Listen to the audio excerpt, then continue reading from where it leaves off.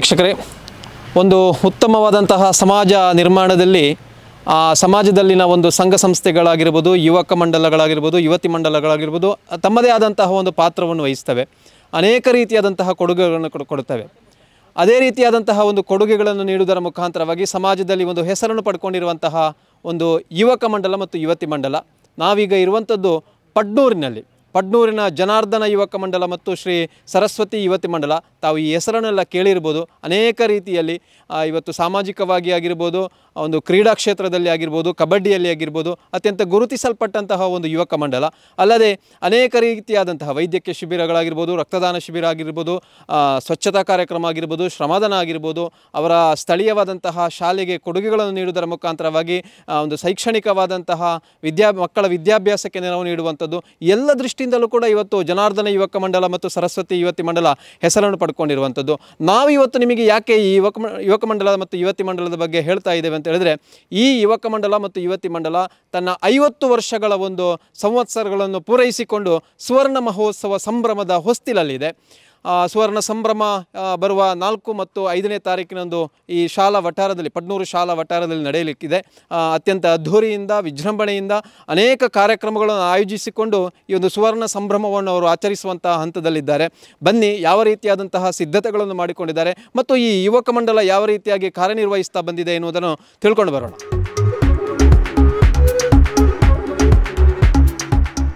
ಈಗ ನಾವು ಜನಾರ್ದನ ಯುವಕ ಮಂಡಲ ಮತ್ತು ಸರಸ್ವತಿ ಯುವತ ಮಂಡಲ ಇವರ ಒಂದು ಕಚೇರಿಯಲ್ಲಿದ್ದೇವೆ. ಈ ಒಂದು ನಾವು ಕಟ್ಟಡವನ್ನು ತಾವು ವೀಕ್ಷಿಸ್ತಾ ಇರ್ಬೋದು. ಇದು ಈ ಯುವಕ ಮಂಡಲ ಮತ್ತು ಯುವತಿ ಮಂಡಲದ ಕಚೇರಿಯ ಕಟ್ಟಡ ಬಹಳ ಅಂದವಾಗಿ ನಿರ್ಮಿಸಿಕೊಂಡಿದ್ದಾರೆ. ಸುವರ್ಣ ಸಂಭ್ರಮಕ್ಕಾಗಿ ವಿಶೇಷವಾಗಿ ಇದನ್ನು ಬಣ್ಣದ ಅಲಂಕಾರವನ್ನು ಕೂಡ ಮಾಡಿಸಿಕೊಂಡಿದ್ದಾರೆ ಈ ಕಟ್ಟಡಕ್ಕಾಗಿ. ಈಗಾಗಲೇ ಅದರ ಬಗ್ಗೆ ಸಿದ್ಧತೆಗಳು ನಡೀತಾ ಇದೆ. ಇದು ಜನಾರ್ದನ ಯುವಕ ಮಂಡಲ ಪಡ್ನೂರು ಮತ್ತು ಸರಸ್ವತಿ ಯುವತಿ ಮಂಡಲ ಪಡ್ನೂರು ಇದರ ಒಂದು ಕಚೇರಿ ಬಹಳ ಅಂದವಾಗಿ ನಿರ್ಮಿಸಿರುವಂಥದ್ದು ನಾವು ಕಾಣ್ತಾ ಇರುವಂಥದ್ದು. ಇದು ಅವರ ಕಚೇರಿಯ ಒಂದು ಕಟ್ಟಡ. ಅದರ ಜೊತೆಗೆ ಇದು ಪಡ್ನೂರು ಶಾಲಾ ಇದರ ಮೇಲ್ಭಾಗದಲ್ಲಿದೆ. ಅದರ ಪಕ್ಕದಲ್ಲಿ ನಾವು ಶಾಲೆಯನ್ನು ಕಾಣ್ತಾ ಇದ್ದೇವೆ. ಪಡ್ನೂರು ಹಿರಿಯ ಪ್ರಾಥಮಿಕ ಶಾಲೆ 8ನೇ ತರಗತಿಯವರೆಗಿನ ಒಂದು ಇಲ್ಲಿ ವಿದ್ಯಾಭ್ಯಾಸಕ್ಕಾಗಿ ಇಲ್ಲಿಯ ಸ್ಥಳೀಯ ಮಕ್ಕಳು ವಿದ್ಯಾಭ್ಯಾಸವನ್ನು ಮಾಡ್ತಾ ಇರುವಂಥದ್ದು. ಇದು ಪಡ್ನೂರು ಶಾಲಾ ವಠಾರ. ಇದೇ ಶಾಲಾ ವಠಾರದ ಮೇಲ್ಭಾಗದ ಮುಖದಲ್ಲಿ ಈ ಯುವಕ ಮಂಡಲದ ಕಚೇರಿಯ ಕಟ್ಟಡ ಇರುವಂಥದ್ದು. ಬಹುಶಃ ಈ ಶಾಲೆಯ ಎಲ್ಲ ನೆರವು ಅಥವಾ ಶಾಲೆಯ ಯಾವುದೇ ಕಾರ್ಯಚಟುವಟಿಕೆಗಳಲ್ಲೂ ಕೂಡ ಈ ಯುವಕ ಮಂಡಲ ಮತ್ತು ಯುವತಿ ಮಂಡಲ ತಮ್ಮದೇ ಆದಂತಹ ರೀತಿಯಲ್ಲಿ ಕೊಡುಗೆಗಳನ್ನು ಕೊಡ್ತಾ ಇದೆ ಮತ್ತು ಇದರ ಎಲ್ಲ ಸದಸ್ಯರು ಕೂಡ ಸಕ್ರಿಯವಾಗಿ ಪಾಲ್ಗೊಂಡು ಈ ಶಾಲೆಯ ಒಂದು ಸರ್ವತೋಮುಖ ಅಭಿವೃದ್ಧಿಗೂ ಕೂಡ ಶ್ರಮಿಸ್ತಾ ಇದ್ದಾರೆ ಅನ್ನುವಂಥದ್ದು. ಈ ಯುವಕ ಮಂಡಲದ ಸುವರ್ಣ ಮಹೋತ್ಸವ ಕಾರ್ಯಕ್ರಮ ಬರುವ 4 ಮತ್ತು 5ನೇ ತಾರೀಕಿನಂದು ಈ ಒಂದು ಶಾಲಾ ವಠಾರದಲ್ಲಿ ನಡೆಯಲಿಕ್ಕಿರುವಂಥದ್ದು. ಬಹಳಷ್ಟು ಕಾರ್ಯಕ್ರಮಗಳನ್ನು ಆಯೋಜಿಸಿಕೊಂಡಿದ್ದಾರೆ. ಅದರ ಜೊತೆಗೆ ಸಾಂಸ್ಕೃತಿಕಗಳಾಗಿರ್ಬೋದು, ವೈದ್ಯಕೀಯ ಶಿಬಿರ ಆಗಿರ್ಬೋದು, ಬೇರೆ ಬೇರೆ ಕಾರ್ಯಕ್ರಮಗಳನ್ನು ಇಟ್ಟುಕೊಂಡಿದ್ದಾರೆ. ಬನ್ನಿ, ಸುವರ್ಣ ಮಹೋತ್ಸವ ಕಾರ್ಯಕ್ರಮ ಯಾವ ರೀತಿಯಾಗಿ ಆಯೋಜನೆ ಮಾಡಿದ್ದಾರೆ ಎನ್ನುವುದರ ಬಗ್ಗೆ ಸುವರ್ಣ ಮಹೋತ್ಸವ ಸಮಿತಿಯ ಅಧ್ಯಕ್ಷರಾದಂತಹ ಪೂವಪ್ಪ ದೇಂತಡ್ಕ ಅವರು ನಮ್ಮ ಜೊತೆ ಇದ್ದಾರೆ. ಮಾತಾಡಿಸ್ಕೊಂಡು ಬರೋಣ. ನಮಸ್ತೆ. ನಮಸ್ತೆ. ಸುವರ್ಣ ಮಹೋತ್ಸವದ ಕಾರ್ಯಕ್ರಮಕ್ಕಾಗಿ ಸಿದ್ಧತೆ ನಡೀತಾ ಇದೆ. ಯಾವ ರೀತಿಯಾಗಿ ಕಾರ್ಯಕ್ರಮಗಳನ್ನು ಆಯೋಜನೆ ಮಾಡಿಕೊಂಡಿದ್ದೀರಾ? ಶನಿವಾರದಿಂದ ಆದಿತ್ಯವಾರದವರೆಗೆ 2 ದಿವಸಗಳ ಕಾರ್ಯಕ್ರಮವನ್ನು ಆಯೋಜಿಸಿಕೊಂಡಿದ್ದೇವೆ. ನಾವು ಶ್ರೀ ಜನಾರ್ದನ ಯುವಕ ಮಂಡಲದ ಒಂದು ಸುವರ್ಣ ಮಹೋತ್ಸವದ ಸಂಭ್ರಮ. ಶನಿವಾರ ಬೆಳಿಗ್ಗೆ ನಾವು ನಮ್ಮ ಜನಾರ್ದನ ಸದನದಲ್ಲಿ ಗಣಪತಿ ಹೋಮದೊಂದಿಗೆ ಈ ಕಾರ್ಯಕ್ರಮವನ್ನು ಪ್ರಾರಂಭಿಸ್ತಾ ಇದ್ದೇವೆ. ತದನಂತರ ಇಲ್ಲಿ ಉಚಿತ ವೈದ್ಯಕೀಯ ಶಿಬಿರ ನಡೆಯಲಿಕ್ಕಿದೆ. ಅದಕ್ಕೆ ನುರಿತ ವೈದ್ಯರು ಇಲ್ಲಿ ಆಗಮಿಸಲಿಕ್ಕಿದ್ದಾರೆ. ಅದರ ಉದ್ಘಾಟನೆಯನ್ನು ಡಾಕ್ಟರ್ ಕೃಷ್ಣ ಪ್ರಸಾದ್ ಉಪ್ಪಂಗಳ ಜಯಂತ ಕ್ಲಿನಿಕ್ ಮುರ ಇವರು ಉದ್ಘಾಟನೆ ಮಾಡಲಿಕ್ಕಿದ್ದಾರೆ. ಅಧ್ಯಕ್ಷತೆಯನ್ನು ಡಾಕ್ಟರ್ 𝐿.ಕೆ. ಪ್ರಸಾದ್ ಭಂಡಾರಿ ಆದರ್ಶ ಆಸ್ಪತ್ರೆ ಪುತ್ತೂರು ಇವರು ವಹಿಸಿಕೊಂಡಿರ್ತಾರೆ. ಮತ್ತು ಬೇರೆ ಬೇರೆ ಡಾಕ್ಟರ್ಸ್ ಅದರಲ್ಲಿ ಇದ್ದಾರೆ.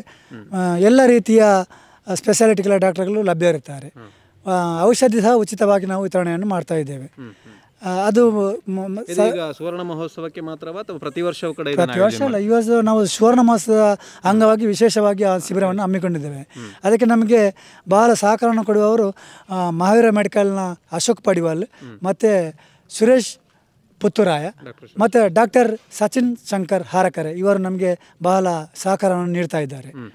ತದನಂತರ ಸಂಜೆ 6:30ಕ್ಕೆ ಸರಿಯಾಗಿ ನಮ್ಮ ಸ್ಥಳೀಯರಿಂದ ಮತ್ತು ಯುವಕ ಯುವತಿಯರಿಂದ ವಿದ್ಯಾ ಸರಸ್ವತಿ ಬಾಲಗೋಕುಲ ಬೇರಿಕೆ ಇವರಿಂದ ಮತ್ತು ಜನಾರ್ದನ ಯುವಕ ಮಂಡಲ, ಸರಸ್ವತಿ ಯುವತಿ ಮಂಡಲದಿಂದ ಇವರಿಂದ ಸಾಂಸ್ಕೃತಿಕ ಕಾರ್ಯಕ್ರಮ 1-1.5 ಗಂಟೆ ಕಾರ್ಯಕ್ರಮ ಅವರು ನೀಡ್ತಾ ಇದ್ದಾರೆ. ತದನಂತರ ಸಭಾ ಕಾರ್ಯಕ್ರಮ ನಡೀತಾ ಇದೆ. ಸಂಜೆಯ ಸಭಾ ಕಾರ್ಯಕ್ರಮವನ್ನು ಉದ್ಘಾಟನೆಯನ್ನು ನಮ್ಮ ಸೇಡೆಪ್ ಜನಾರ್ದನ ಭಟ್ ಅವರು ಯುವಕ ಮಂಡಲದ ಮಾಜಿ ಅಧ್ಯಕ್ಷರು, ಪ್ರಗತಿಪರ ಕೃಷಿಕರು ಅವರು ನಡೆಸಿಕೊಡಲಿಕ್ಕಿದ್ದಾರೆ. ತದನಂತರ ಅಧ್ಯಕ್ಷತೆಯನ್ನು ಬಾಲಕೃಷ್ಣ ಯರ್ಮುಂಜ ಇವರು ಸುವರ್ಣ ಮಹೋತ್ಸವದ ಗೌರವ ಅಧ್ಯಕ್ಷರು ಅವರು ವಹಿಸಿಕೊಳ್ಳಲಿಕ್ಕಿದ್ದಾರೆ. ತದನಂತರ 9:30ಕ್ಕೆ ಅನ್ನ ಸಂತರ್ಪಣಾ ಕಾರ್ಯಕ್ರಮ ಇದೆ. ಎಲ್ರಿಗೂ ಬಂದವರಿಗೆ ನಾವು ಊಟದ ವ್ಯವಸ್ಥೆಯನ್ನು ಕಲ್ಪಿಸ್ತಾ ಇದ್ದೇವೆ. ತದನಂತರ ದುರ್ಗಾ ಕಲಾ ತಂಡ ಮೈರಾ ಕೇಪು ಇವರ ಪೌರಾಣಿಕ ನಾಟಕ ಕಲ್ಜಿಗದ ಕಾಳಿ ಮಂತ್ರದೇವತೆ ಎಂಬ ಪೌರಾಣಿಕ ನಾಟಕವನ್ನು ಅವರು ನಡೆಸಿಕೊಡಲಿಕ್ಕಿದ್ದಾರೆ. 1ನೇ ದಿವಸ ಕಾರ್ಯಕ್ರಮ. 5ನೇ ತಾರೀಕಿಗೆ ಆದಿತ್ಯವಾರ 58 kg ವಿಭಾಗದ ಮ್ಯಾಟ್ ಅಂಕಣದ ಕಬಡ್ಡಿ ಪಂದ್ಯಾಟ ನಡೀಲಿಕ್ಕಿದೆ.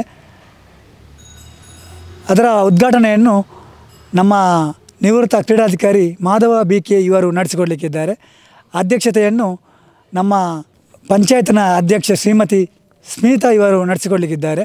ಅದೇ ರೀತಿ ಅದರಲ್ಲಿ ಉಪಾಧ್ಯಕ್ಷರಾದ ಸೀನಪ್ಪ ಕುಲಾಲ್ ಸಹ ಭಾಗವಹಿಸಲಿಕ್ಕಿದ್ದಾರೆ. ಮತ್ತು ನಮ್ಮ ಪಂಚಾಯತ್ನ ಎಲ್ಲ ಪಂಚಾಯತ್ ಸದಸ್ಯರು ಅದರಲ್ಲಿ ಮುಖ್ಯ ಅತಿಥಿಗಳಾಗಿ ಭಾಗವಹಿಸಲಿಕ್ಕಿದ್ದಾರೆ. ಅದು ನಿರಂತರವಾಗಿ ಸಂಜೆವರೆಗೆ ನಡಲಿಕ್ಕಿದೆ. ಸಂಜೆ 7:30ಕ್ಕೆ ಸಭಾ ಕಾರ್ಯಕ್ರಮ ನಡಲಿಕ್ಕಿದೆ. ಸಮಾರಂಭ ನಮ್ಮ ಸುವರ್ಣ ಮಹೋತ್ಸವದ ಅದರ ಅಧ್ಯಕ್ಷತೆಯನ್ನು ನಮ್ಮ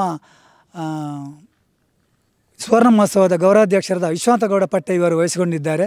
ಉದ್ಘಾಟನೆಯನ್ನು ನಮ್ಮ ಮದಗಶ್ರೀ ಜನಾರ್ದನ ದೇವಸ್ಥಾನದ ವ್ಯವಸ್ಥಾಪನಾ ಸಮಿತಿಯ ಅಧ್ಯಕ್ಷರಾದ ಆರಕಾರ ವೆಂಕಟರಮಠ ಇವರು ನಡೆಸಿಕೊಡಲಿಕ್ಕಿದ್ದಾರೆ. ತದನಂತರ ಬಹುಮಾನ ವಿತರಣೆ ಇದೆ. ಮತ್ತು ವಿವಿಧ ಕ್ಷೇತ್ರಗಳಲ್ಲಿ ಗಣನೀಯ ಸೇವೆ ಸಲ್ಲಿಸಿದ ಸಾಧಕರಿಗೆ ಸನ್ಮಾನ ಕಾರ್ಯಕ್ರಮ ಇದೆ. ತದನಂತರ ನಮ್ಮ 1 ವರ್ಷದಿಂದ ನಾವು ಒಂದು ಸುವರ್ಣ ಮಹೋತ್ಸವದ ಅಂಗವಾಗಿ ಲಕ್ಕಡಿಪನ್ನು ನಾವು ಏರ್ಪಡಿಸಿದ್ದೇವೆ. ಅದರಲ್ಲಿ ಪ್ರಥಮ ಬಹುಮಾನ ಬಂಪರ್ ಬಹುಮಾನ ಆ್ಯಕ್ಟಿವಾ, ಪ್ರಥಮ ಬಹುಮಾನ ಫ್ರಿಡ್ಜ್, ದ್ವಿತೀಯ ಬಹುಮಾನ TV, ತೃತೀಯ ಬಹುಮಾನ ಸೈಕಲ್ ಮತ್ತು 5 ಆಕರ್ಷಕ ಬಹುಮಾನ ಇದೆ. ಅದರ ಡ್ರಾವನ್ನು ನಡೆಸಲಿಕ್ಕಿದ್ದೇವೆ. ತದನಂತರ ಅಂಡ ಸಂತರ್ಪಣೆ ನಡೀತದೆ 9:30ಕ್ಕೆ. ಮತ್ತು ಮಂಗಳೂರು ಮ್ಯೂಸಿಕಲ್ ನೈಟ್ ಇವರಿಂದ ಡ್ಯಾನ್ಸ್ ವಿತ್ ಆರ್ಕೆಸ್ಟ್ರಾ ನಡಲಿಕ್ಕಿದೆ.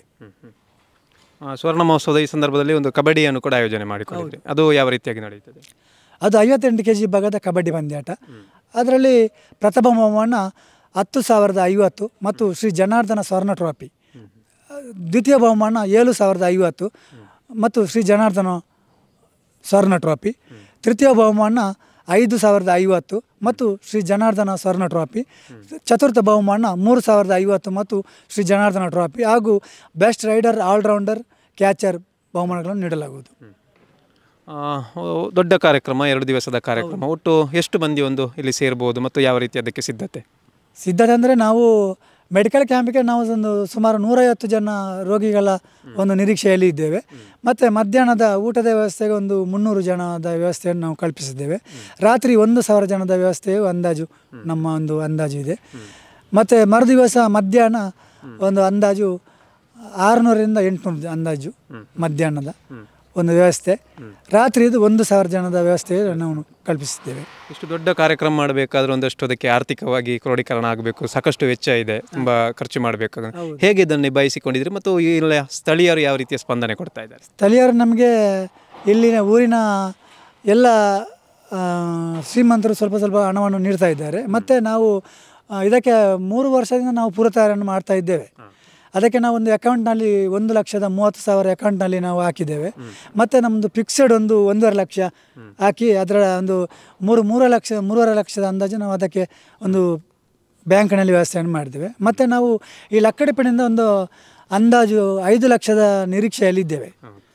ಅದಕ್ಕೆ 1.5 ಲಕ್ಷ ನಾವು ಅದಕ್ಕೆ ಬಹುಮಾನಕ್ಕೆ ಅಂದಾಜು ಇಟ್ಟಿದ್ದೇವೆ. ಮತ್ತು ಉಳಿದದನ್ನು ನಾವು ಇದಕ್ಕೆ ಖರ್ಚಿಗಂತ ಏರ್ಪಡಿಸಿದ್ದೇವೆ. ಮತ್ತು ನಮಗೆ ನಮ್ಮ ಯುವಕ ಮಂಡಲದ ಸದಸ್ಯರು 5,000 ಅಂದಾಜು ಎಲ್ಲರೂ ನಾವು ಅವರಿಗೆ ಒಂದು ನಿರೀಕ್ಷೆಯನ್ನು ಇಟ್ಟಿದ್ದೇವೆ. ಎಲ್ಲರೂ ಕೊಡುವ ಒಂದು ಭರವಸೆಯಲ್ಲಿ ಇದ್ದಾರೆ. ಹಾಗೆ ಒಂದು ಅಂದಾಜು 8 ಲಕ್ಷದ ಖರ್ಚು ವೆಚ್ಚಗಳು ನಾವು ಅದನ್ನು ಇಟ್ಟುಕೊಂಡಿದ್ದೇವೆ ನಮ್ಮ ಬಜೆಟಲ್ಲಿ. ಹಾಗೆ ಇದು ಸುವರ್ಣ ಮಹೋತ್ಸವ ಈ ಒಂದು ಕಾರ್ಯಕ್ರಮ ಆಯೋಜನೆಗಾಗಿ 2 ದಿನಗಳ ಕಾರ್ಯಕ್ರಮಕ್ಕಾಗಿ ಯಾವ ರೀತಿಯ ಸಿದ್ಧತೆಗಳು ಮಾಡಿಕೊಂಡಿದ್ದಾರೆ ಮತ್ತು ಯಾವ ರೀತಿಯ ಯೋಜನೆ ಇದೆ, ನಿರ್ವಹಣೆ ಹೇಗಿದೆ ಮತ್ತು ಅದನ್ನು ಯಾವ ರೀತಿಯಾಗಿ ನಿಭಾಯಿಸ್ತಾರೆ ಎನ್ನುವುದರ ಬಗ್ಗೆ ಕೂಡ ನಮ್ಮ ಸುವರ್ಣ ಮಹೋತ್ಸವ ಸಮಿತಿ ಅಧ್ಯಕ್ಷರಾದಂತಹ ಪೂವಪ್ಪ ದೇಂತಡ್ಕರ್ ಅವರು ನಮ್ಮ ಜೊತೆಗೆ ಮಾಹಿತಿಯನ್ನು ಹಂಚಿಕೊಂಡಿದ್ದಾರೆ.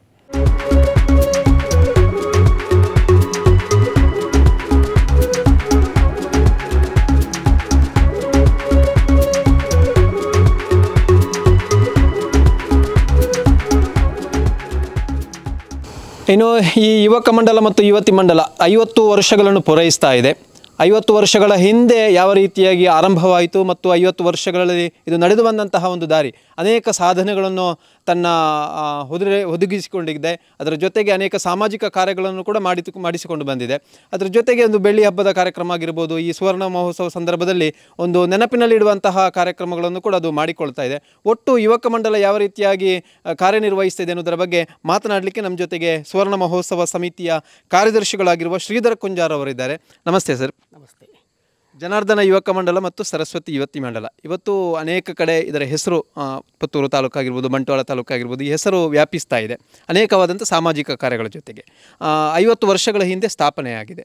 ಯಾವ ರೀತಿಯಾಗಿ ಸ್ಥಾಪನೆ ಆಯಿತು? 50 ವರ್ಷಗಳ ಹಿಂದಿನ ಒಂದು ಮಾತುಗಳನ್ನು ಹೇಳೋದಾದರೆ 1972ರಲ್ಲಿ ಪಂಜುಗುಡ್ಡೆ ನಾರಾಯಣ ಭಟ್ ಅವರ ನೇತೃತ್ವದಲ್ಲಿ ನಮ್ಮ ರಾಷ್ಟ್ರೀಯ ಸ್ವಯಂ ಸೇವಕ ಸಂಘದ ಅವರ ಹಿರಿಯ ಕಾರ್ಯಕರ್ತರಾಗಿರ್ತಕ್ಕಂಥ ಅವರ ನೇತೃತ್ವದಲ್ಲಿ ಜನಾರ್ದನ ಯುವಕ ಮಂಡಲ ಸ್ಥಾಪನೆ ಆಗಿದೆ ಅಂತ ನಮಗೆ ಅದರ ಇತಿಹಾಸಗಳು ನೆನಪು ಬರ್ತಾ ಇದೆ.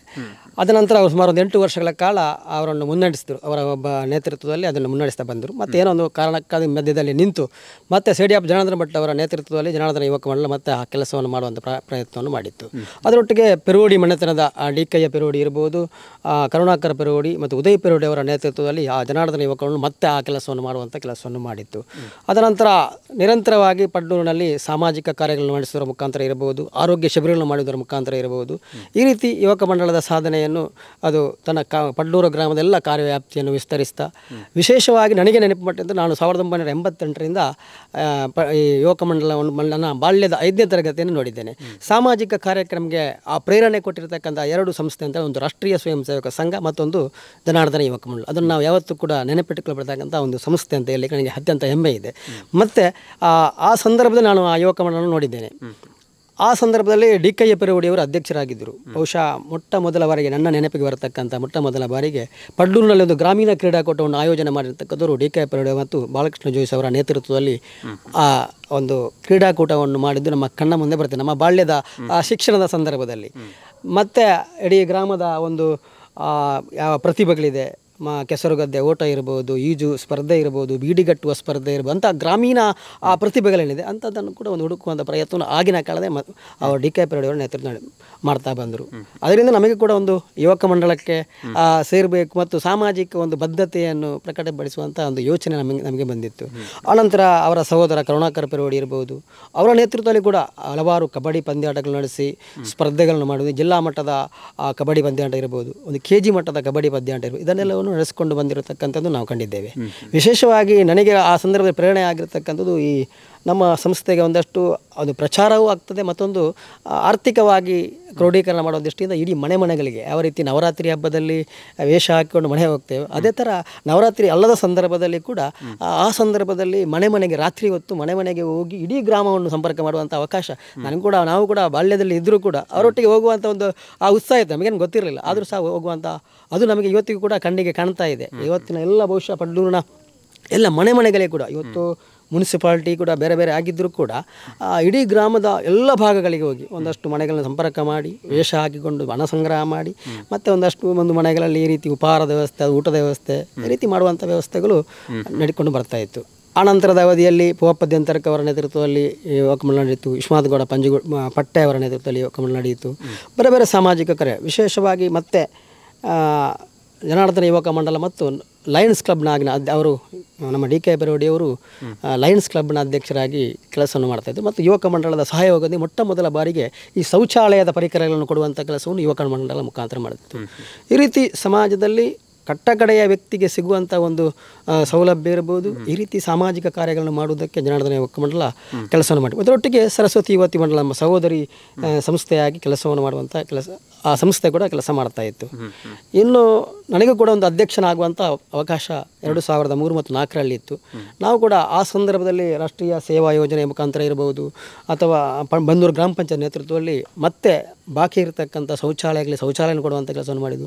ಮತ್ತೊಂದು ಇನ್ನೊಂದು ಸಂಗತಿ, ನಮ್ಮ ಅಧ್ಯಕ್ಷ ಮೊಟ್ಟ ಮೊದಲ ಬಾರಿಗೆ ನಾವು ಗ್ರಾಮೀಣ ಕ್ರೀಡೆ ಅಂದರೆ ಈ ಲಗೋರಿ ಪಂದ್ಯಾಟ, ಸುಳ್ಯದ ದೊಡ್ಡಣ್ಣಗೌಡ ಬರಮೇಲು ಅವರ ನೇತೃತ್ವದಲ್ಲಿ ಬಹುಶಃ ಲಗೋರಿ ಪಂದ್ಯಾಟದ ಒಂದು ವ್ಯವಸ್ಥೆಗಳಾಗ್ತಾಯಿತ್ತು. ಆದರೆ ನಮ್ಮ ತಾಲೂಕು ಮಟ್ಟದ ಒಂದು ಕ್ರೀಡಾಕೂಟವನ್ನು ಇಲ್ಲಿ ಪಡ್ನೂರಿನಲ್ಲಿ ಮೊಟ್ಟ ಮೊದಲ ಬಾರಿಗೆ ನಾವು ಮಾಡಿದ್ದೇವೆ ಅಂತ ಹೇಳುವಂಥ ನಮಗೆ ಖುಷಿ ಎನಿಸ್ತಾ ಇದೆ. ಮತ್ತು ಸಾಂಪ್ರದಾಯಿಕ ಕ್ರೀಡೆಗಳನ್ನು ಮಾಡ್ತಾ ಇನ್ನೂ ಸಂಗತಿಗಳಂದರೆ ತುಂಬ ಅದೆಷ್ಟೋ ಮಂದಿರಿಂದ 400-500ಕ್ಕಿಂತ ಮಿಕ್ಕಿ ಜನರಿಗೆ ನಾವು ರಕ್ತದಾನ ಮಾಡಿ ನಮ್ಮ ಯುವಕ ಎಲ್ಲ ಸದಸ್ಯರು ಮಾಡಿದ್ದಾರೆ. ಅಂಥ ಒಂದು ಕಾರ್ಯವನ್ನು ಮಾಡಿದ್ದಾರೆ.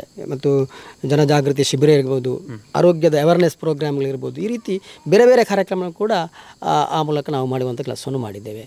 ಧಾರ್ಮಿಕ ಕ್ಷೇತ್ರದಲ್ಲಿ ಇಲ್ಲಿ ದೇವಸ್ಥಾನಕ್ಕೆ ಆವಾಗಿನ ಸಂದರ್ಭದಲ್ಲಿ ಧ್ವನಿವರ್ಧಕದ ಕೊಡುಗೆ ಇರ್ಬೋದು, ಈ ಬ್ರಹ್ಮಕಲಶೋತ್ಸವ ಸಂದರ್ಭದಲ್ಲಿ ಇದಕ್ಕೆ ನಮ್ಮ ಈ ಜೀರ್ಣೋದ್ಧಾರ ಕಾರ್ಯಗಳಿಗೆ ಆರ್ಥಿಕವಾಗಿ ಕೊಡುವಂಥ ಕೆಲಸವನ್ನು ಮಾಡಿದ್ದೇವೆ. ಬೇರೆ ಬೇರೆ ಇನ್ನೂ ಕೂಡ ಮನೆ ನಿರ್ಮಾಣ ಮಾಡುವಂಥ ಸಂದರ್ಭದಲ್ಲಿ ಶ್ರಮದಾನಗಳು ಒಂದಷ್ಟು ಒಂದು 25-30 ಮನೆಗಳಿಗೆ ಮನೆ ನಿರ್ಮಾಣ ಮಾಡುವಂಥ ಕೆಲಸವನ್ನು, ಅದರೊಟ್ಟಿಗೆ ನಮ್ಮಿಂದ ಕೈಲಾಗುವಂಥ ಸಹಾಯವನ್ನು ಕೂಡ ಯುವಕರು ಸೇರಿಕೊಂಡು ಮಾಡ್ತಾ ಇದ್ದೇವೆ. ಇನ್ನು ಆರೋಗ್ಯ ಶಿಬಿರ ಇರಬಹುದು, ವೈದ್ಯಕೀಯ ಶಿಬಿರ ಇರಬಹುದು, ಮತ್ತು ಅನಾರೋಗ್ಯ ಪೀಡಿತರಿಗೆ ಆರ್ಥಿಕ ಬೆಂಬಲವನ್ನು ಮಾಡುವಂಥ ಕೆಲಸವನ್ನು ಕೂಡ ಮಾಡಿದ್ದೇವೆ. ಈ ರೀತಿ ಹಲವಾರು ಕೆಲಸಗಳನ್ನು ಮಾಡುವಂಥ ಒಂದು ಅವಕಾಶ ನಮಗೆ ಬಂದಿದೆ. ಬೆಳ್ಳಿ ಹಬ್ಬದ ಕಾರ್ಯಕ್ರಮ ಕೂಡ ನಾವು ಭಾಗವಹಿಸುವಂಥ ಅವಕಾಶ ಇದೆ. ಆ ನಿಟ್ಟಿನಲ್ಲಿ ಜನಾರ್ದನ ಆ ರಂಗಮಂದಿರವನ್ನು ಬೆಳ್ಳಿ ಹಬ್ಬದ ನೆನಪಿಗೋಸ್ಕರ ಶಾಲೆಗೆ ಕೊಟ್ಟಿದ್ದೇವೆ. ಈ ರೀತಿ ಅಲ್ಲಿಯ ಸ್ಥಳೀಯ ಅಂಗನವಾಡಿಗಳಿರ್ಬೋದು. ಅಂತೂ ಒಟ್ಟಿನಲ್ಲಿ ಸಾಮಾಜಿಕ ಬದ್ಧತೆಯನ್ನು ಜನಾರ್ದನ 50 ವರ್ಷಗಳು ನಿರಂತರವಾಗಿ ಮಾಡಿದೆಂಬಂಥ ಒಂದು ಮನಸ್ಸಿಗೆ ತೃಪ್ತಿ ನೀಡುವಂಥ ಕೆಲಸ. ಹಾಗೆ ಎಷ್ಟು ಯುವಕರುಗಳು ಅಂದರೆ ತೊಡಗಿಸಿಕೊಳ್ತಾರೆ ಅಂದರೆ ಒಟ್ಟಿಗೆ ತುಂಬ ಇಡೀ ಗ್ರಾಮದ ಒಂದು 100-100ಕ್ಕೂ ಮಿಕ್ಕಿ ಜನ ಆಗಿನ 75 ಸಂಖ್ಯೆಯಷ್ಟು ನಮ್ಮ ಸದಸ್ಯರು ಅದರಲ್ಲಿ ಕೆಲಸವನ್ನು ಸಕ್ರಿಯವಾಗಿ ಕೆಲಸ ಮಾಡ್ತಾ ಇದ್ದಾರೆ. ಇವತ್ತಿನ ಎಲ್ಲ ಕಾರ್ಯಕ್ರಮಗಳಿಗೆ ಆ ಯುವಕರ ಶಕ್ತಿ ಅಂದರೆ ಅವರ ಪರಿಶ್ರಮವೇ ಜಾಸ್ತಿ ಅಂತ ಹೇಳಲಿಕ್ಕೆ. ಮತ್ತೊಂದು ನೋಡಿದ್ರೆ ಈಗ ನಿಮ್ಮ ಯುವಕ ಮಂಡಲದ ಒಂದು ಕಚೇರಿಯನ್ನು ನೋಡಿದ್ರೆ ಅಲ್ಲಿ ಸಾಕಷ್ಟು ನಿಮ್ಮ ಸಾಧನೆಗಳಿಗೆ ಒಂದು ಪುರಸ್ಕಾರ ಸಿಕ್ಕಿರುವಂತ ನಮಗೆ ದೊರಕ್ತಾ ಇದೆ. ಒಂದಷ್ಟು ಫಲಕಗಳು ಗೋಚರ ಆಗ್ತಿದೆ, ಒಂದಷ್ಟು ಟ್ರೋಫಿಗಳು ಸಿಗ್ತಾ ಇದೆ.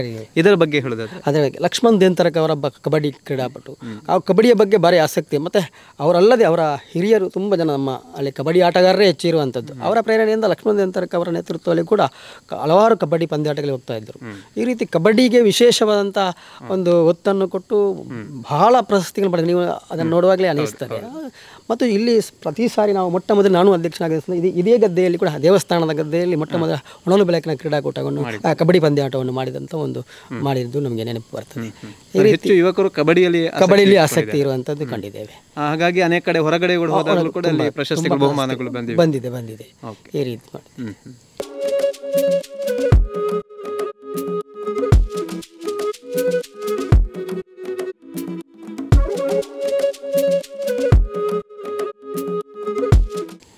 ಸುವರ್ಣ ಮಹೋತ್ಸವದ ಈ ಒಂದು ಸವಿನೆನಪಿಗೆ ಯುವಕ ಮಂಡಲದಿಂದ ಏನು ಯೋಜನೆ? ಈ ರೀತಿ ಯೋಚನೆ ಮಾಡಿದಂಥ ಸಂದರ್ಭದಲ್ಲಿ ಈಗಾಗಲೇ ಒಂದು 25 ಕಡೆಗಳಲ್ಲಿ ಯುವಕ ಮಂಡಲದ ವತಿಯಿಂದ ದಾರಿ ಸೂಚನಾ ಫಲಕವನ್ನು ಮಾಡುವಂಥ ಕೆಲಸವನ್ನು ಮಾಡಿದ್ದೇನೆ. ಅದು ಇವತ್ತು ನಾಳೆ ಹೊತ್ತಿಗೆ ಅದು ಕೂಡ ಲೋಕಾರ್ಪಣೆಗೊಳ್ಳಲಿದೆ. ಅದರೊಟ್ಟಿಗೆ ಮುಂದಿನ ಕೂಡ ಯೋಚನೆ ನಮಗೆ ಇದೆ. ಅದರ ಬಗ್ಗೆ ನಮ್ಮ ಕಾರ್ಯಕ್ರಮ ಮುಗಿದ ನಂತರ ಅದನ್ನು ಮಾಡಬೇಕು ಅಂತ ಯೋಚನೆಗಳು ಇದೆ. ಆ ರೀತಿ ಇದು ಸುವರ್ಣ ಮಹೋತ್ಸವ ಸಮಿತಿಯ ಕಾರ್ಯದರ್ಶಿಗಳು ಈ ಯುವಕ ಮಂಡಲ ಯಾವ ರೀತಿಯಾಗಿ ಕಾರ್ಯನಿರ್ವಹಿಸ್ತಾ ಇದೆ ಅನ್ನೋದರ ಬಗ್ಗೆ ತಮ್ಮ ಮನದ ಮಾತುಗಳನ್ನು ನಮ್ಮ ಜೊತೆಗೆ ಹಂಚಿಕೊಂಡಿದ್ದಾರೆ. 50 ವರ್ಷಗಳನ್ನು ಪೂರೈಸಿರುವಂತಹ ಜನಾರ್ದನ ಯುವಕ ಮಂಡಲ ಪಡ್ನೂರು ಹಾಗೂ ಶ್ರೀ ಸರಸ್ವತಿ ಯುವತಿ ಮಂಡಲ ರಿಜಿಸ್ಟರ್ಡ್ ಪಡ್ನೂರು, ಈ ಒಂದು ಯುವಕ ಮಂಡಲ ಮತ್ತು ಯುವತಿ ಮಂಡಲ ಸಮಾಜದಲ್ಲಿ ಯಾವ ರೀತಿಯಾಗಿ ಕಾರ್ಯನಿರ್ವಹಿಸಬೇಕು ಮತ್ತು ಸಮಾಜದ ಉನ್ನತಿಯಲ್ಲಿ ತಾನು ಹೇಗೆ ತೊಡಗಿಸಿಕೊಳ್ಳಬಹುದು ಎನ್ನುವುದಕ್ಕೆ ಅತ್ಯುತ್ತಮ ಒಂದು ನಿದರ್ಶನ ಅಂತ ಹೇಳ್ಬೋದು. ಈ 50 ವರ್ಷಗಳಲ್ಲಿ ಬಂದಿರುವಂತಹ ಸಾಧನೆ ಆಗಿರ್ಬೋದು, ಸುವರ್ಣ ಮಹೋತ್ಸವ ಸಂದರ್ಭ ಆಗಿರ್ಬೋದು, ಬೆಳ್ಳಿ ಹಬ್ಬದ ಸಂದರ್ಭ ಆಗಿರ್ಬೋದು, ತಾವು ಸಮಾಜಕ್ಕೆ ನೀಡಿದಂತಹ ಕೊಡುಗೆ ಇಲ್ಲಿ ಅತ್ಯಂತ ಸ್ಮರಣೀಯವಾಗಿರುವಂಥದ್ದು. ಮತ್ತು ಮುಂದಿನ ಹಲವು ವರ್ಷಗಳ ಕಾಲವೂ ಕೂಡ ಇದೊಂದು ಯೋಜನೆಗಳನ್ನು ಇರಿಸಿಕೊಂಡಿದ್ದಾರೆ. ಮುಂದಿನ ಜನಾಂಗವು ಕೂಡ ಈ ಯುವಕ ಮಂಡಲ ಮತ್ತು ಯುವತಿ ಮಂಡಲದಲ್ಲಿ ಸಕ್ರಿಯವಾಗಿ ತೊಡಗಿಸುವುದರ ಮುಖೇನ ಸಮಾಜದಲ್ಲಿ ಉತ್ತಮ ನಾಗರಿಕನನ್ನಾಗಿ ರೂಪಿಸುವಂತಹ ಒಂದು ಕಾರ್ಯವನ್ನು ಕೂಡ ಈ ಯುವಕ ಮಂಡಲ ಮಾಡ್ತಾ ಇದೆ. ಇನ್ನಷ್ಟು ಈ ಕಾರ್ಯಗಳು ಈ ಯುವಕ ಮಂಡಲ ಮತ್ತು ಯುವತಿ ಮಂಡಲದ ಮುಖಾಂತರ ಸಮಾಜಕ್ಕೆ ಕೊಡಲಿ ಎನ್ನುವಂಥದ್ದು ಸುದ್ದಿಯ ಆಶಯ. ಸುವರ್ಣ ಮಹೋತ್ಸವ ಕಾರ್ಯಕ್ರಮ ಕೂಡ ಬರುವ 4 ಮತ್ತು 5ನೇ ತಾರೀಕಿನಂದು ಅತ್ಯಂತ ವಿಜೃಂಭಣೆಯಿಂದ ನಡೆಯಲಿಕ್ಕಿದೆ. ತಾವೆಲ್ಲರೂ ಕೂಡ ಅದಕ್ಕೆ ಕೂಡ ಭಾಗವಹಿಸಿ ಎನ್ನುವಂತಹ ಆಶಯದೊಂದಿಗೆ ಯತೀಶ್ ಉಪ್ಪಳಿಗೆ ಹಾಗೂ ಸುಧಾಕರ್ ಪಟೇಲ್ ಜೊತೆಗೆ ಉಮೇಶ್ ಮೆತ್ತಡ್ಕ, ಸುದ್ದಿ ನ್ಯೂಸ್ ಪುತ್ತೂರು.